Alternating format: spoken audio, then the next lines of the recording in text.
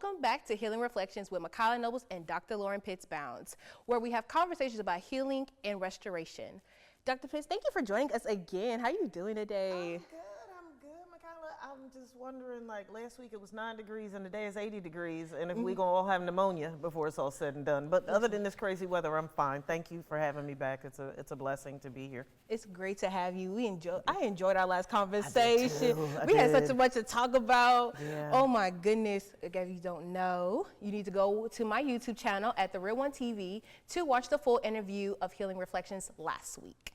But we're not going to go ahead and prolong the time. Let's go ahead and get into our topic. Tonight we'll be discussing social pressures as well as family expectations. So when you hear those two titles, social pressure and family expectation, what's the first thing that comes to your mind when you think about it?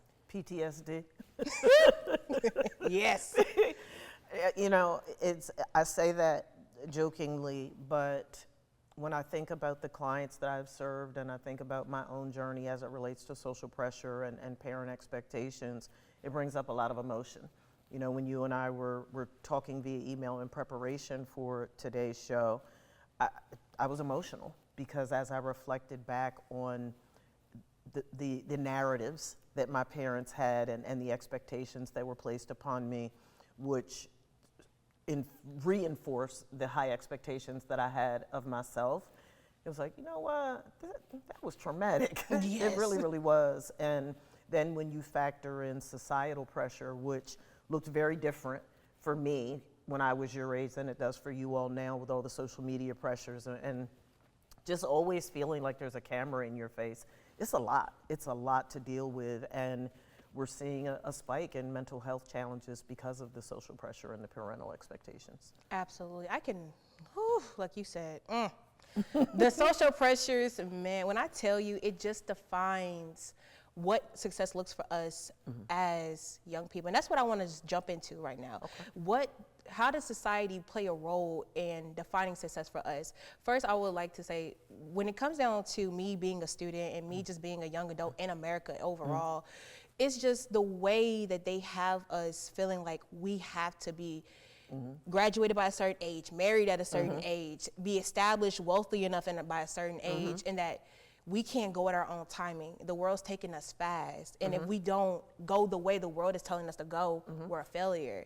So how do you feel like that plays a role in young adults? I think it plays a critical role in young adults' performance, in your mental health, in your sense of self, and literally just everything about the experience. But Michaelia, you said something really important. You said they. So the question then becomes, who is they? And why are young people so willing to surrender their power to they, right? So when you think about that, one of the things that I encourage my clients to consider, whether we're talking about parents or societal pressure, is the importance of not comparing yourself to other people. Success is subjective, right? One of the things that I ask every single solitary client that I work with during the intake process is, how does your family define success? Believe it or not, you would be amazed by the number of people who say, well, Dr. Pitts, I don't know.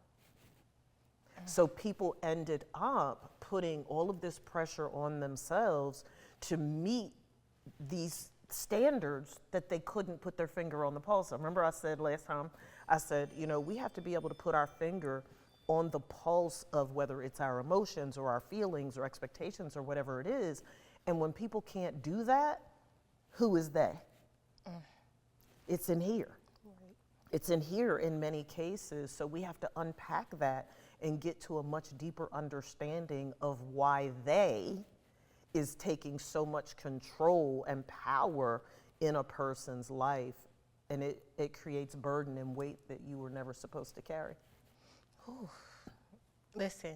If I start tearing up, we got tissue right here. Listen, we got tissue today. We got tissue today. But no, you said so many key found things, and just with the family, and coming from, like I said, I wasn't a first generation college student, but I know that's that pressure alone, when you hear first generation college, especially with students, that's a whole nother type of pressure that they have to carry alone, just being like, you define what success looks like, not just for you, but for your siblings, for your cousins, for everybody else. You set the tone. If you succeed, they will succeed. If you fail, they failed. And that's just such a high weight. You say, you're right, we're not supposed to carry that weight. But I feel like society has put that, like you said, they. And when I say they, it could be your parents. And I feel like the biggest they is social media. And that's where we're gonna get ready to transition to. How do you feel like social media plays a huge role, and not just your clients, but how do you see the social media world changing the way students approach just life overall? I think that social media is an exorbitant amount of pressure, but it doesn't have to be, right? I'm an alpha. I'm an alpha female. And because of the magnitude of trauma that I've experienced throughout my life, and so oftentimes feeling like I had control of nothing, I'm very, very particular about not surrendering my power to anything or anybody for any reason, right? So when you talk about social media, one of the things that I ask my clients is, so who are the people on social media that you're comparing yourself to? Oh, well, such and such. I said, you know nothing about them. You know nothing. You know the image that they're portraying for you, but how do you know that that's true? How do you know that that's not an illusion? I would argue that 99.9% of the time it is. You know why? Because we're all flawed human beings. Right. There is no perfect person on planet Earth. So this image that people are presenting to you that makes it look like they have it going on, that makes it look like they have it all together, shine a spotlight behind the scenes and see what it looks like when there's no script. My encouragement to all of you is give yourself permission to be human and to be authentically who you are. You do not have to compare yourself to a fantasy. You don't have to have a fantasy reel and convince yourself that the Real Housewives of whomever or any of the reality shows that are out there, that these people have it going on better than you do. You don't know that. So part of what I do with my clients is let's unpack why it was so easy for you to allow their life or what you interpret as this golden life to be your template for your life. We weren't born as Siamese twins. Right. We weren't born as clones. You're uniquely you for a reason, and that's what one sense of self is all about. It's the likes and dislikes and the personality traits and your characteristics and your morals and your values that make you uniquely you. So if we're supposed to be unique, why is everybody okay sweating everybody else and wanting to be like everybody on social media? Make it make sense. It doesn't. And the fact that it doesn't make sense is why you're feeling so much internal pressure, because you're navigating life without that internal equilibrium. You're not in alignment with who you are authentically. And that pain and that discomfort and that resistance that you're experiencing is your body and your spirit telling you you're not being you. You're trying to be them. And that's why it's so painful. We're going to go ahead, and I can agree with that because I went through that at an early age. You know, I was bullied, I was picked on, so I was automatically singled out. And, you know, of course, the first thing, just what I went through, I was like, well, what's wrong with me? So, you know, you try to change the way you appear, like either that's changing your clothes, changing your hair, or just changing how you interact with people overall.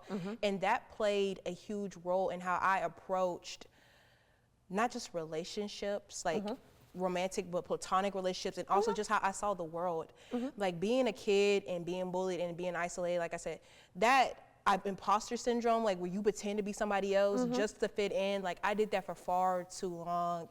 And it did more damage than it did benefits to me. And I'm thinking like, oh, well, now I finally got the friends, or I finally got the person, or I finally got the attention but you still feel but I still felt empty. I still felt worse. And I was just like, oh my goodness. And it's not until, and it's like, it's not sad to say this because I'm glad it took me a while, because at this point, once I finally did understand my worth and I finally did, the lights finally did click on, I was like, okay, you can't tell me nothing about myself. Listen, I'm the bombdiggity.com to myself. You cannot tell me anything. Yeah. But it's not until I was a sophomore in high school and I met, we're still friends to this day, but she was my best friend in high school.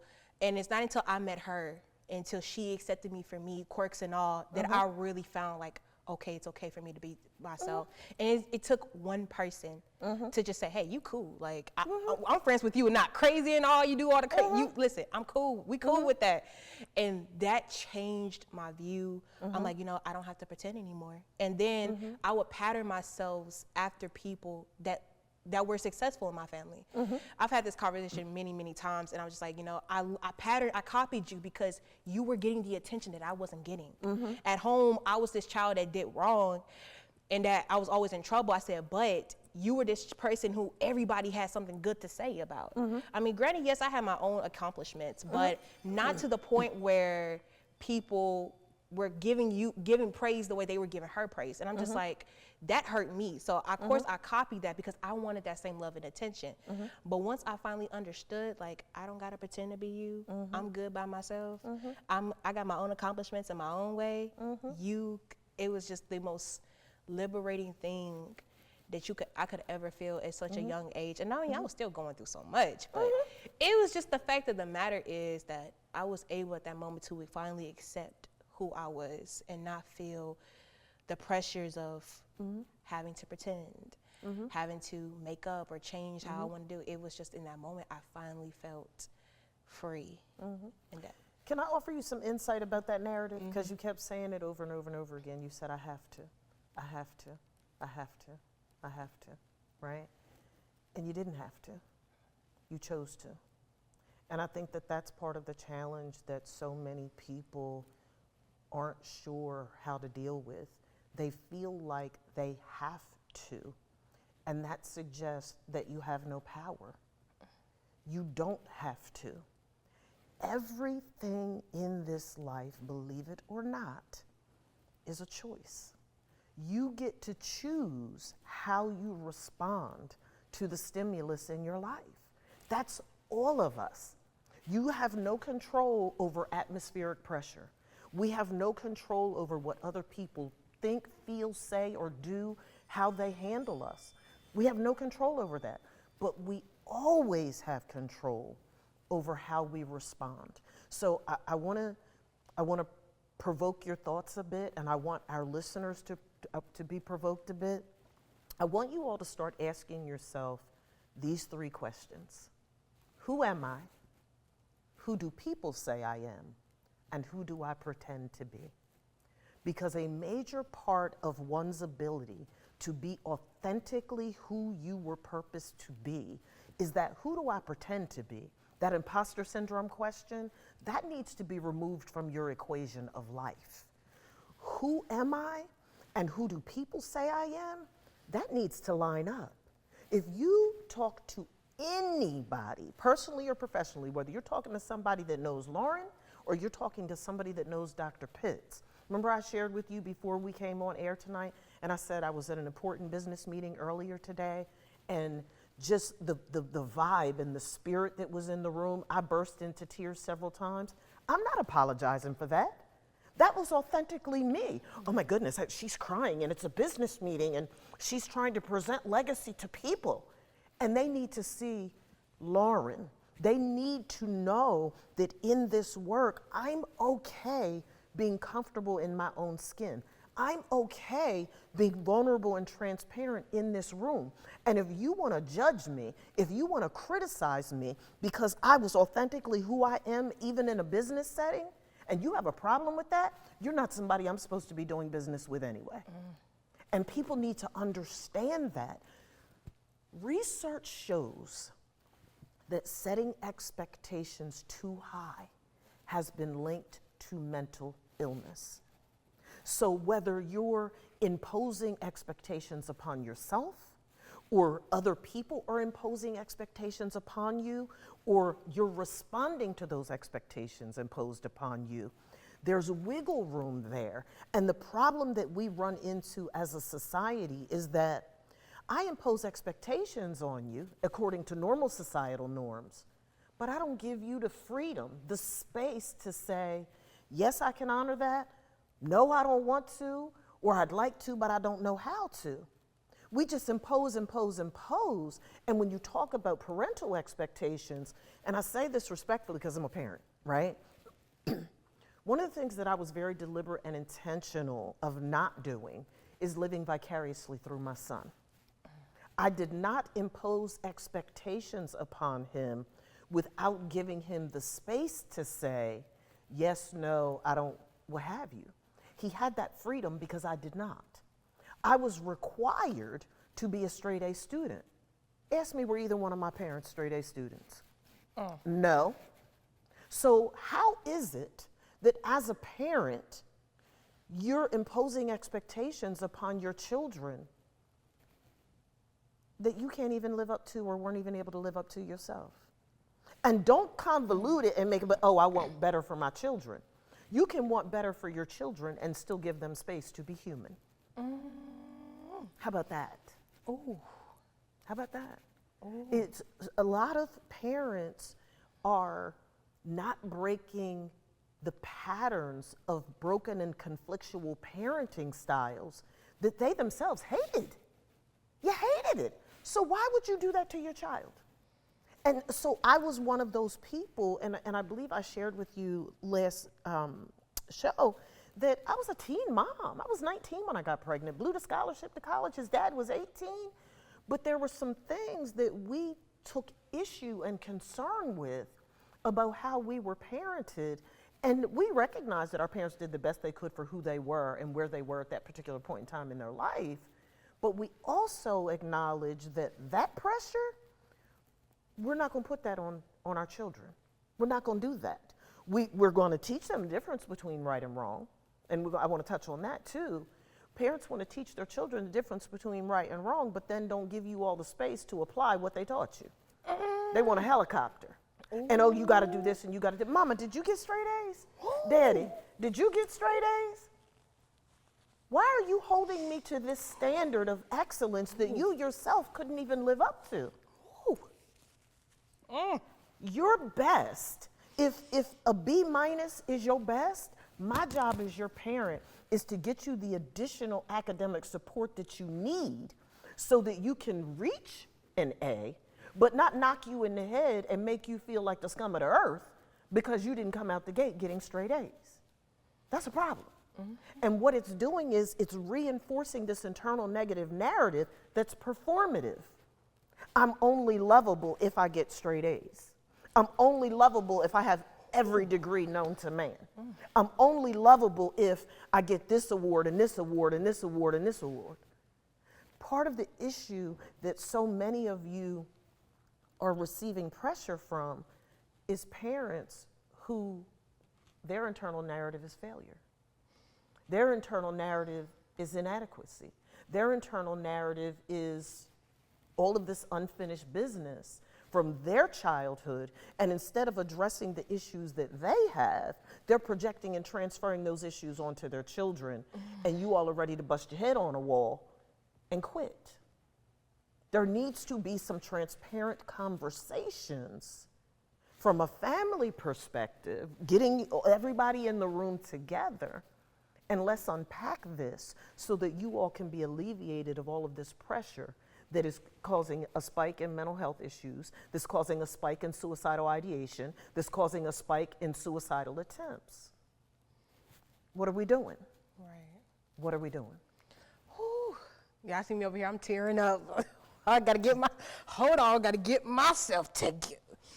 But you said so many things, and like, it just,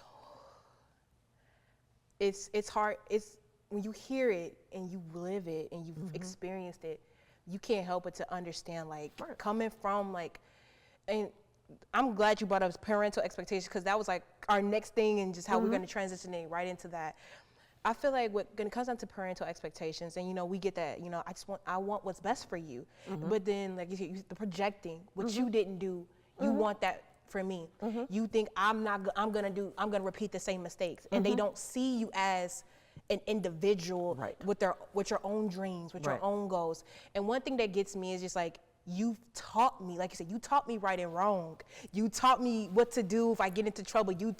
Especially with me and my family, you know, I was raised in, like we shared last night, I was raised in a Christian Right. household as well, grew up Pentecostal. So one thing I tell my mom, like, hey, I said, you've given me the tool. You've given me a foundation. Yeah. I know where to go if I get in trouble. Not even if I get into trouble, but I know where to go. I know where to get some help at. I know who to call if I need something. I know what to do. It's like, but now give me that chance to practice what you done taught me. I hear this all the time, and I got it off a show. It's like, you practice how you play. However you practice, when it comes down to game time, that's how you gonna play. Yeah. If you don't do nothing in practice, how you gonna expect You gonna play get it? sloppy. You gonna play Yeah. sloppy. So Yeah. if you've given me the tools, Yeah. you've given me the steps, you've given me everything that I need to be successful in life, let me do that. Sometimes I understand you don't want your child to bump their head, but sometimes we need you have to bump your head to understand, okay, let's not go this way. Like, especially, I was one of them hard-headed kids, like, you know, I tell I people, was a rails kid. listen, I was one of them Take kids. 1,000 for else. Listen, I was one of them rascals, like, you know, I was the type of person, I'm gonna see for myself kind of person. Like, you could tell me all day long. I'm like, it's not until I try it and I see it don't work for me to understand, okay, it just didn't work. Can I touch on that for a moment? Yes. Because that's a double-edged sword.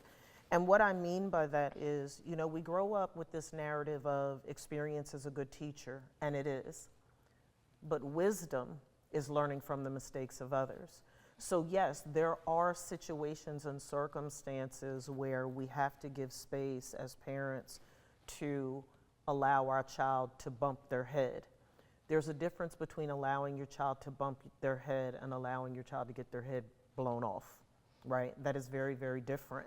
And part of the challenge that so many parents are running into, and I want to touch on it from a Christian perspective for a moment, because my respectful and gentle pushback with parents who helicopter their children is, but you say you're a man and woman of God. So you God now? If God can provide a hedge of protection in Dallas or in Arlington or in Burleson or in Fort Worth or wherever, that same God can provide protection if you go to college downstate, if you go to college in another state, or whatever the case may be. So I respectfully challenge folks on that, because I'm like, you're talking out of both sides of your mouth. If you're walking by faith, then why are you helicoptering your child? And I get it, right? Not all children, for example, are responsible enough to go away to college, right?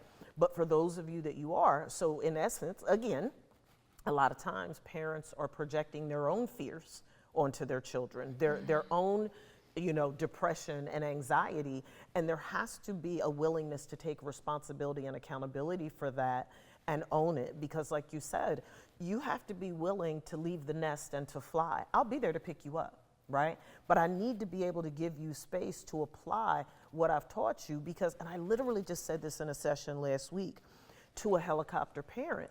So let's just, and I'm not trying to be morbid or disrespectful, but let's just say hypothetically something happens to you. You've crippled your child. You've crippled them. Tomorrow is not promised to any of us, and you have sheltered this child so much. You've been so busy helicoptering because you don't want nothing bad to happen to them, and you don't want to make a mistake, and because you haven't addressed your own trauma. Let's keep that real. You haven't addressed your own trauma, that you got a chokehold on this child, and that's part of where the rebellion is coming from, because they can't breathe. That you have to be willing to trust yourself as a parent. But you know what? A lot of parents don't. They don't trust that they've done a good job. They don't trust that they've taught you the difference between right and wrong. They don't trust that you're going to make good decisions, because what do we know to be true? Kids don't go by what they hear, they go by what you show them. So a lot of parents, and there's plenty who do, but there's a lot of parents out here who don't realize that they're their child's first role model. You're afraid to send them off to school because you're afraid they're going to live like hell. Well, they living like hell because you taught them how to. What are we doing? So there has to be accountability. There has to be accountability in parenting, and people have to be willing to confront and face those fears, because what it looks like when that doesn't happen properly is what Gen Y and Gen Z and whatever the other Gen is that y'all Yes. are, you know what y'all are doing? You're cutting off. You're doing the samurai sword chop, and you're cutting off from your parents, from your caregivers, and from your family because you feel like that's the only way you're ever going to be free to be who you desire to be. And what I said, parents, Dr. Pitts, you got to help, and they won't speak to me. Well, why would they? You're not listening. Why would they talk to you? They're not feeling heard. I hear that all day, every day. Dr. Pitts, I can't talk to my parents about nothing. They scream and yell and hoot and hound, cuss and fuss and tell me what I need to do. Stop talking. Stop talking. And listen. And not listening to respond, listening to understand. Communication is predicated upon safety. If I create a safe space for you to be open, honest, vulnerable, and transparent with me, I can get you to open up and talk to me about pretty much anything. But if I come guns blazing and I make you feel like you under attack and in the front line of fire every time you open your mouth, you're not gonna talk to me. And a lot of parents don't realize that. Their heart's broken up. They will talk to me and they cut me off. And okay, well, look in the mirror. Have you made it safe for them to be able to communicate effectively with you? And the answer in a lot of households is no, because I'm busy screaming, yelling, hooting, hollering, cussing, fussing, telling them what they need to do. So then the relationship, if it persists and exists, a lot of times it's transactional. Mama, can I have some money? Daddy, can you pay this bill? And then you go radio silent for 2 more months. Do you need something else? That's a problem too. Just saying. Whew. I'm over here, listen, y'all, I'm tearing up all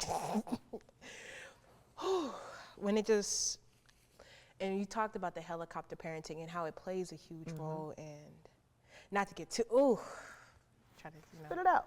Whew. Say it the way you feel it. Listen, coming from, like we talked about this, like, a little bit, how, you're studying, the absence of parents and adults.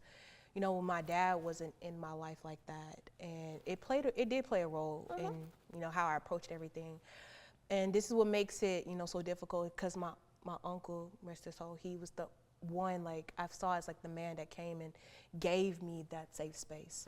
And when he talked to me, he would talk to me real now, just as real as it could be. Listen, if he said something that, and I just loved his character, if he said something in the moment, he will always come back and say, hey, I'm sorry. But he will always be like, I'm telling you this because I love you and I want you to do what's best. And I just remember. That's called humility, by the way. It was so many different conversations we had, but it's one that I just been replaying over and over in my head. And if I, listen, it gets emotional because when I talk about him, because he was so important to me. I get it. And he will always tell me, he said, sometimes you just, and I was scared of heights. It's so funny. It's a little story. I was scared of heights, and it was my aunt's, his wife's birthday, and we went to this, on this little carousel, and it was like we're one of them fancy carousels with the air conditioner and everything, the closing doors.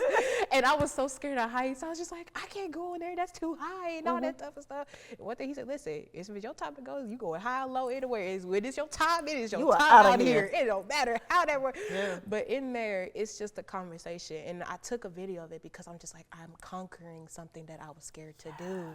And he was telling me in that conversation, he was just like, so you got to take chances in life. You can't be afraid to get out there. He said, you get that opportunity that you travel around state and everything, do it.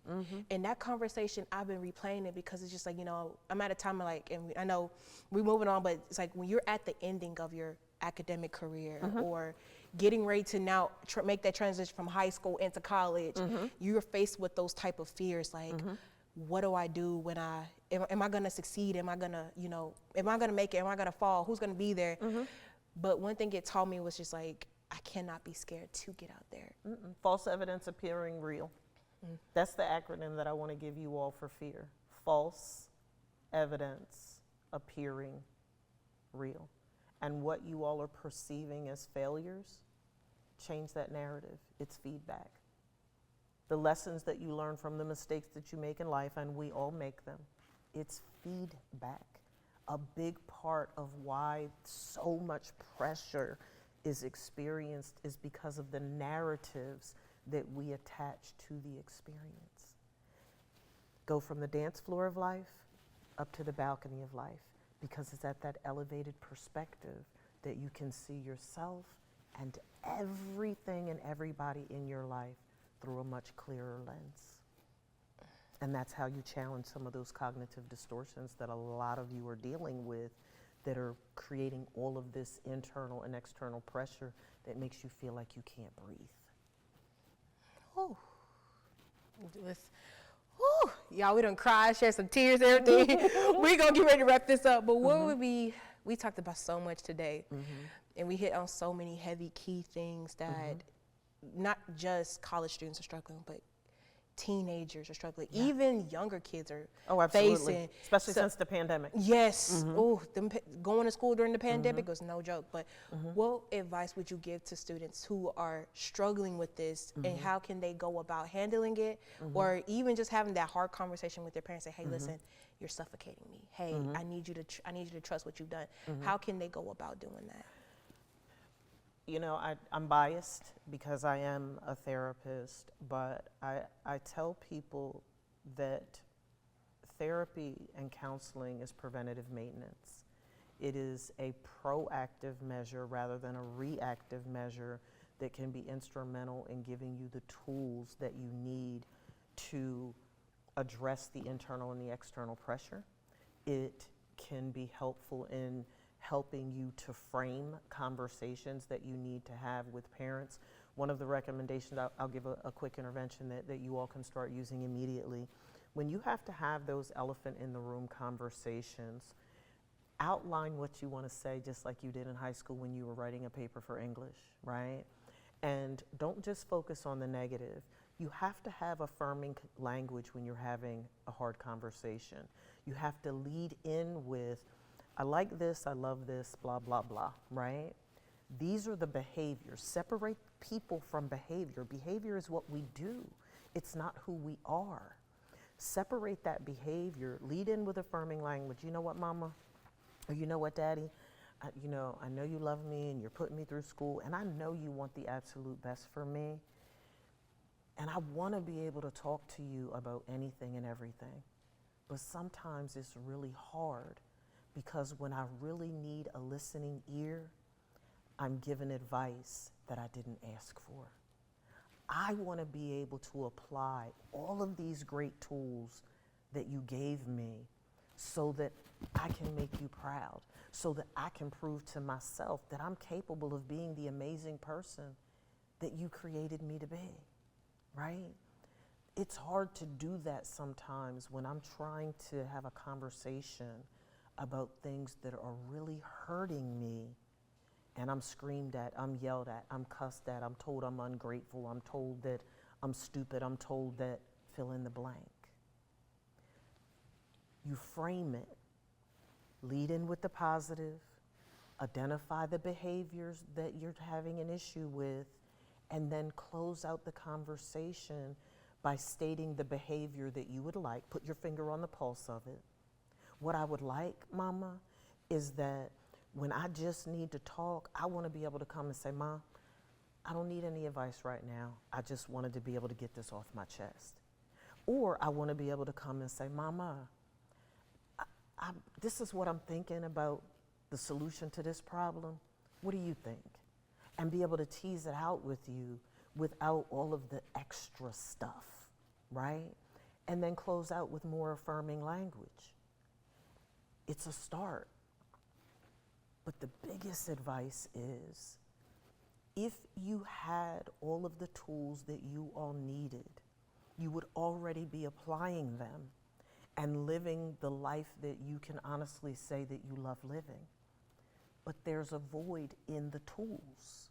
So connect with a therapist, with a life coach, with a mentor, with a sponsor that can be instrumental in helping you to get the additional tools that you need. Remember, wisdom is learning from the mistakes of others. And that's the benefit of a mentor. That's the benefit of a therapist. We can add insight to you and put tools in your toolbox of life so that you don't have to hemorrhage because you're making all of the mistakes making all the mistakes yourself. You don't have to bleed to death. We've already shed the blood. We've already hemorrhaged. There's a lot of tools that can be added to your toolbox that you don't have to shed the blood for, because that's wisdom. And wisdom will be instrumental in helping you live a lot longer. Yes. With less pain. Yes. Okay. We're going to close on that note. Thank you, everybody who is tuning in to Healing Reflections. If you want to find out more information or even want to send in a question, you can DM me at The Real Michaelia. The Real Michaelia is spelled TheRealMichaelia. You can send a DM, or you can also comment underneath my YouTube under The Real TV on YouTube for more information. Turn on the post notifications so that we do not miss any videos, because you see we over here having real life conversations here. But thank you again, Dr. Pitts, for coming back. Yes. You make sure you turn on your notifications so you get notified every time, and we'll see you on the next Healing Reflections.